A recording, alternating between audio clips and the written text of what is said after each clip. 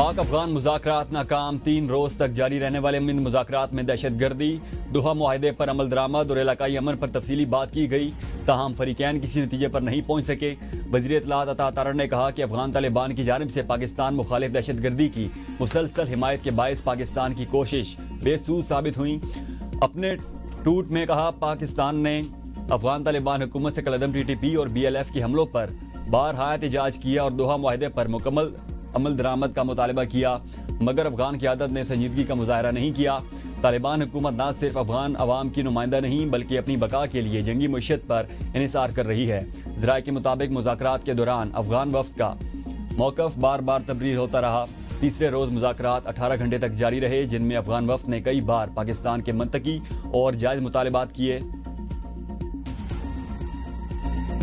تاہم ہر بار کابل سے موصول ہدایات کے بعد افغان وفد نے اپنا موقف بدل لیا، جس سے مذاکرات تعطل کا شکار ہو گئے۔ پاکستان کی طرف کسی نے نظر اٹھا کر دیکھا تو اس کی آنکھیں نکال دیں گے۔ ہم چاہتے ہیں کابل کسی کا چمچہ نہ بنے، عزت دار ہمسائے کی طرح رہے۔ وزیر دفاع خواجہ آصف کہتے ہیں، بھارت اپنی شکست اور ذلت کا بدلہ کابل کے ذریعے لینا چاہتا ہے۔ نئی دہلی نے کابل کے ذریعے پاکستان کے خلاف پراکسی جنگ شروع کر رکھی ہے۔ طالبان وفد 5 دفعہ یقین دہانیاں کرانے کے بعد پیچھے ہٹ گیا۔ مذاکرات کا اختیار کابل حکومت کے پاس نہیں ہے۔ مجھے ان باتوں کا اندازہ مذاکرات کی پہلی نشست میں ہو گیا تھا۔ ماضی کے جن حکمرانوں نے طالبان کی حمایت کی، ان پر مقدمہ چلنا چاہیے۔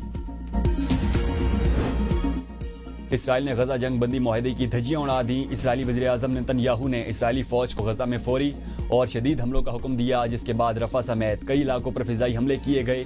ان حملوں میں متعدد فلسطینی شہید اور درجنوں زخمی ہوئے۔ عینی شاہدین کے مطابق ایک میزائل الشفا اسپتال کے حکم میں گرا۔ عرب میڈیا کا کہنا ہے کہ تازہ ترین حملوں میں 2 مزید فلسطینی شہید ہوئے۔ اسرائیلی آرمی چیف نے اعلان کیا کہ جب تک آخری یرغمالی نہیں مل جاتا، حماس کے خلاف جنگ ختم نہیں ہوگی۔ امریکی نائب صدر جے ڈی وینس نے کہا کہ غزہ میں جنگ بندی برقرار ہے اور اگر کسی اسرائیلی فوجی پر حملہ ہوا تو ممکن ہے اسرائیل اس کا جواب دے رہا ہو۔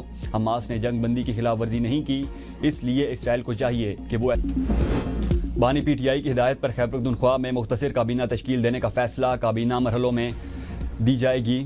ابتدائی مرحلے میں مختصر کابینہ لی جائے گی، جس میں تعداد 6 سے 8 ارکان پر مشتمل ہوگی۔ ابتدائی طور پر لی جانے والی کابینہ میں پرانے چہرے شامل ہونے کا امکان، جن میں مینا خان آفریدی، آفتاب عالم ایڈوکیٹ، مزمل اسلم، عدنان قادری، اکبر یعقوب، ڈاکٹر امجد، خلیق الرحمان اور فضل شکور شامل ہوں گے۔ دوسرے مرحلے میں کابینہ پی ٹی آئی سے باقاعدہ مشاورت کے بعد تشکیل دی جائے گی۔ وزیر اعلیٰ خیبر پختونخوا سہیل آفریدی نے ارکان اسمبلی کو اعتماد میں لے لیا ہے۔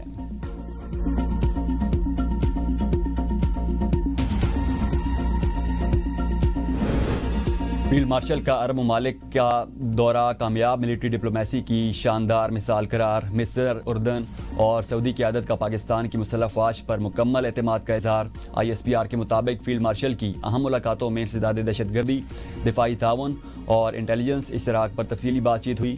فیلڈ مارشل کے دورے سے پاکستان کا خطے میں امن، استحکام اور مشترکہ سلامتی کے لیے کلیدی کردار اجاگر ہوا۔ آرمی چیف کی فعال عسکری سفارتکاری پاکستان کے عالمی وقار میں اضافے کا باعث ہے۔ عرب قیادت نے پاکستان کی مسلح افواج کی پیشہ ورانہ صلاحیتوں پر مکمل اعتماد کا اظہار کیا۔ فیلڈ مارشل کے یہ دورے مسلم ممالک کے مابین عسکری اتحاد، تعاون اور یکجہتی کی مضبوط علامت بن گئے ہیں۔ مارکہ حق کے بعد کامیاب ملٹری ڈپلومیسی کے نتیجے میں پاکستان عالمی سطح پر باوقار اور مضبوط حیثیت کے ساتھ ابھر رہا ہے۔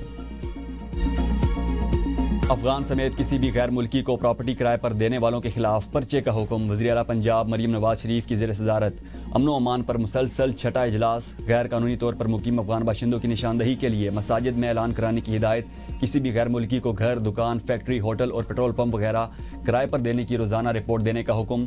پٹواری، نمبردار اور ایس ایچ او غیر ملکیوں کو دی گئی پراپرٹیز کو رپورٹ کرنے کے ذمہ دار قرار۔ تمام اضلاع میں غیر قانونی طور پر مقیم غیر ملکیوں کے بارے میں فیلڈ سروے کرانے پر اتفاق۔ وزٹ ویزا یا غیر قانونی طور پر پاکستان میں داخل ہو کر ملازمت کرنے والے غیر ملکیوں کے خلاف قانونی کارروائی کا فیصلہ۔ بے نامی اور مشکوک پراپرٹیز کے بارے میں بھی رپورٹ طلب کر لی گئی۔ پنجاب میں مقیم افغان باشندوں کا درست ڈیٹا پیش کرنے کی ہدایت۔ آزاد کشمیر قانون ساز اسمبلی میں ان ہاؤس تبدیلی۔ وزیر اعظم چودھری انوار الحق کو استعفیٰ کے لیے دی جانے والی مہلت ختم۔ پیپلز پارٹی کی اعلیٰ قیادت عدم اعتماد کی حکمت عملی پر مشاورت کے باوجود تذبذب کا شکار۔ پیپلز پارٹی نمبر پورا ہونے کے باوجود اسمبلی میں عدم اعتماد کی تحریک جمع نہ کرا سکی۔ پیپلز پارٹی کی صفوں میں عدم اعتماد کی تحریک کے حوالے سے غیر یقینی صورتحال۔ وزارت عظمیٰ کے امیدوار کے لیے تاحال کسی ایک نام پر متفق نہ ہو سکی۔ تحریک عدم اعتماد آج جمع کرائی جانے کا امکان۔ نون لیگی ارکان نے تحریک عدم اعتماد پر دستخط کر دیے۔ وزیر اعظم آزاد کشمیر انوار الحق کا تحریک عدم اعتماد کا مقابلہ کرنے کا فیصلہ۔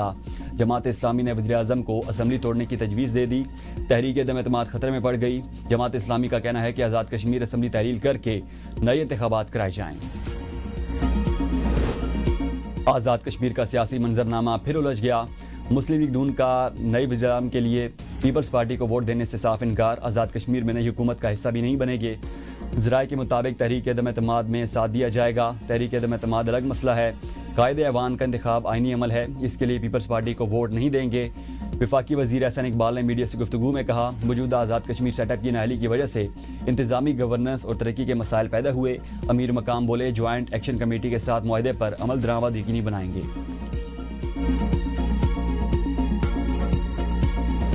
آزاد کشمیر حکومت ممکنہ تبدیلی۔ P T I Azad Kashmir کا بڑا فیصلہ۔ منحرف اراکین اسمبلی کے خلاف ریفرنس دائر کرنے کا فیصلہ۔ پارٹی چھوڑنے والے ممبران اسمبلی کے خلاف قانونی کارروائی کا آغاز۔ صدر P T I Azad Kashmir سردار عبدالقیوم نیازی نے لیگل ٹیم کو فوری ریفرنس تیار کرنے کی ہدایت دے دی۔ ذرائع کے مطابق الیکشن ایکٹ کے تحت پارٹی چھوڑنے والا رکن اسمبلی نااہلی کا سامنا کر سکتا ہے۔ پی ٹی آئی کے 4 اراکین اسمبلی کے خلاف ریفرنس پہلے ہی اسپیکر اسمبلی کو بھجوا چکا ہے۔ سلمان اکرم راجہ کا کہنا ہے، آزاد کشمیر میں سیاسی کھیل کھیلا جا رہا ہے۔ اس سے پہلے بھی کشمیر میں مصنوعی نظام کو قائم کرنے کی کوشش کی گئی۔ پہلے بھی ہمارے 29 MNAs کو توڑا گیا۔ وزیر اعلیٰ خیبر پختونخوا کو بانی سے ملاقات کی اجازت نہ ملی۔ سہیل آفریدی کا توہین عدالت کی پٹیشن دائر کرنے کا اعلان۔ میڈیا سے گفتگو میں کہا، ہمارے قائد کے کیسز کی سپریم کورٹ میں سماعت نہیں ہو رہی۔ ہم سپریم کورٹ سے یہ کہہ رہے ہیں کہ آپ کے ساتھ کھڑے ہیں، آپ آئین کی بالادستی قائم کریں۔ ججز ان لوگوں کے نام بتائیں جو فیصلوں میں مداخلت کر رہے ہیں۔ میری ملاقات کے نہ ہونے کا یہ مطلب نہیں کہ مجھے بانی کے پیغام نہیں مل رہے۔ سوال یہ ہے کہ مجھے بانی سے کیوں نہیں ملنے دیا جا رہا۔ ہم آئین و قانون کی بات کرتے ہیں، پھر بھی ہمیں دیوار سے لگایا جا رہا ہے۔ آئین میں کابینہ کے لیے کوئی ٹائم فریم نہیں۔ جب بھی بانی کی طرف سے کال آئے گی ہم تیار بیٹھے ہیں۔ بیرسٹر گوہر نے کہا، پاکستان میں انصاف نہیں، صرف فیصلے ہو رہے ہیں۔ عدالت سے درخواست گزار ہیں کہ اپنے احکامات پر عمل درآمد کرائیں۔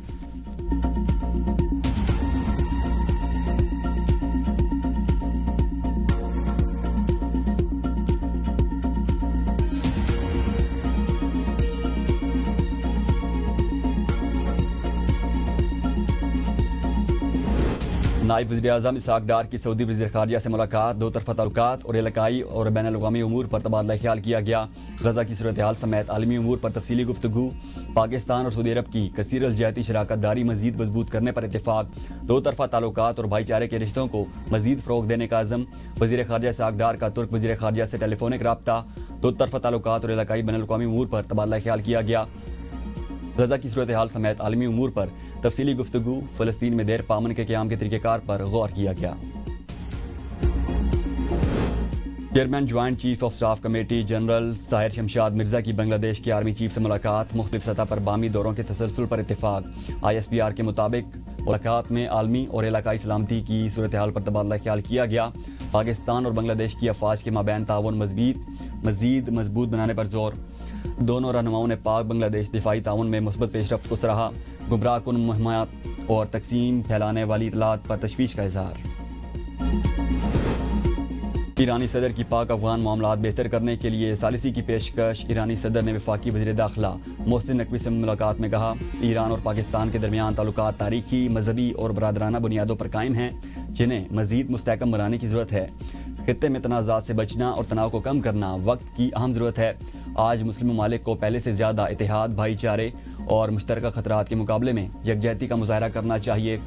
وزیر داخلہ محسن نقوی نے یقین دلایا کہ پاکستان ایران کے ساتھ قریبی اور فعال تعاون جاری رکھے گا تاکہ خطے میں امن، ترقی اور باہمی اعتماد کو مزید فروغ دیا جا سکے۔ ہم کسی صورت میں جنگ نہیں چاہتے، طالبان کے ساتھ مذاکرات کے ذریعے مسئلے کا حل نکالا جائے، PTI رہنما اسد کیسر کہتے ہیں۔ سہیل آفریدی 4 کروڑ عوام کا نمائندہ ہے، لارجر بینچ نے فیصلہ دیا۔ وزیر اعلیٰ KPK کی بانی PTI سے ملاقات کرائی جائے۔ غیر قانونی اور غیر آئینی طور پر سہیل آفریدی کی بانی سے ملاقات نہیں ہونے دی جا رہی۔ سہیل آفریدی پہلی مرتبہ MPA بنا اور اسے ذمہ داری ملی۔ اگر سہیل آفریدی اور بانی کی ملاقات ہو جائے تو کیا ہو جائے گا؟ توشاخانہ 2 کیس کی آج اڈالہ جیل میں ہونے والی سماعت منسوخی کے حوالے سے بانی پی ٹی آئی کے وکلاء کو آگاہ کر دیا گیا۔ توشاخانہ 2 کیس کی نئی تاریخ آج جوڈیشل کمپلیکس اسلام آباد میں دی جائے گی۔ National cyber crime investigation agency میں کرپشن ڈی جی NCCIA وقار الدین سید کو تبدیل کر دیا گیا۔ گریڈ 21 کے سید خرم علی نئے ڈی جی NCCIA تعینات۔ خرم علی پنجاب حکومت کے زیر نگرانی خدمات انجام دے رہے تھے۔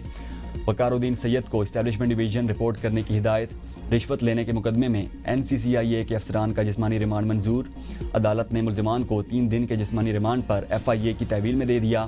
ڈکی بھائی کی اہلیہ کی مدیت میں additional director Muhammad Sarfaraz, deputy directors Muhammad Usman, زوار احمد اور ریاض خان سمیت 9 افسران کے خلاف مقدمہ درج کرایا گیا تھا۔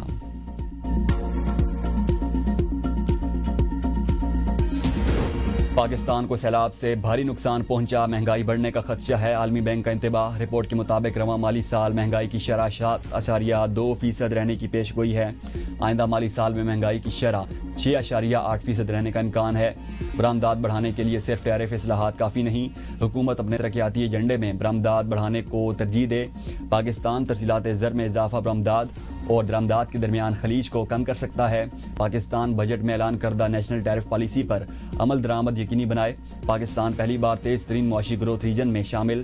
2025 میں GDP گروتھ 6.6% رہے گی۔ مارکیٹ اور اقتصادی اصلاحات میں تیزی لانے کی ضرورت ہے۔ ملازمتوں میں کمی کا اندیشہ بھی لاحق ہے۔ گندم کی بین الصوبائی نقل و حرکت پر کوئی پابندی نہیں لگائی۔ پنجاب حکومت نے KPK حکومت کو خط لکھ دیا۔ خط میں کہا گیا کہ گندم اور آٹے کی نقل و حرکت کو غیر ضروری سیاسی رنگ دیا جا رہا ہے۔ گندم کی نقل و حرکت کے لیے باقاعدہ پرمٹ جاری کیے گئے۔ خیر پختونخوا حکومت نے اپنے عوام کے لیے گندم کے ذخیرے کا انتظام نہیں کیا۔ 26 ارب روپے کے ٹیکس ریکوری FBR آج کلب روڈ پراپرٹی کی نیلامی کرے گا۔ نیلامی سے ارب روپے کی آمدن متوقع۔ کلب روڈ پر پلاٹ نمبر 17 کی پراپرٹی بحریہ ٹاؤن کی ملکیت ہے۔ FBR نے 4 ستمبر کو 10 گاڑیوں کی نیلامی سے 1 کروڑ وصول کر چکا۔ بحریہ ٹاؤن کے ایکسائز ریکارڈ کے مطابق 500 سے زائد گاڑیاں ہیں۔ نیب نے بھی 50 سے زائد گاڑیاں بحریہ ٹاؤن کے قبضے میں لی تھیں۔ FBR ٹوٹل 26 ارب روپے کی بحریہ ٹاؤن سے متعلقہ مزید پراپرٹیز کی آئندہ چند ہفتوں میں نیلامی کرے گا۔ پاکستان کی فضائی حدود آج بھی صبح 6 سے 9 بجے تک بند رہے گی۔ ایئرپورٹ اتھارٹی کے تمام ایئر لائنز اور ایویشن کمپنیز کو جاری نوٹم کے مطابق کراچی اور لاہور فلائٹ ریجن میں مخصوص روٹس کمرشل پروازوں کے لیے بند رہیں گے۔ فیصلہ ممکنہ طور پر پاکستان کی سرحد کے قریب بھارتی فوج مشقوں کے پیش نظر کیا گیا۔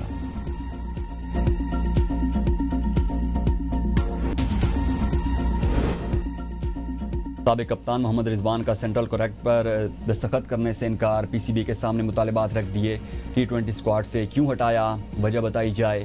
محمد رضوان کا مطالبہ۔ پاکستان ٹیم کے دیگر کھلاڑیوں نے سینٹرل کانٹریکٹ پر سگنیچر کر دیے۔ محمد رضوان کو 2025-26 کے لیے سینٹرل کانٹریکٹ کی B کیٹیگری دی گئی تھی۔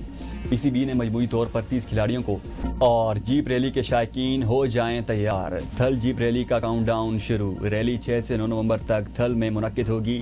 مظفر گڑھ، کوٹدو اور لیا کے صحرا میں منعقد ہونے والی ریلی میں 100 سے زائد قومی اور بین الاقوامی ریسر شرکت کریں گے۔ جیپ ریلی کا پرومو جاری کر دیا گیا۔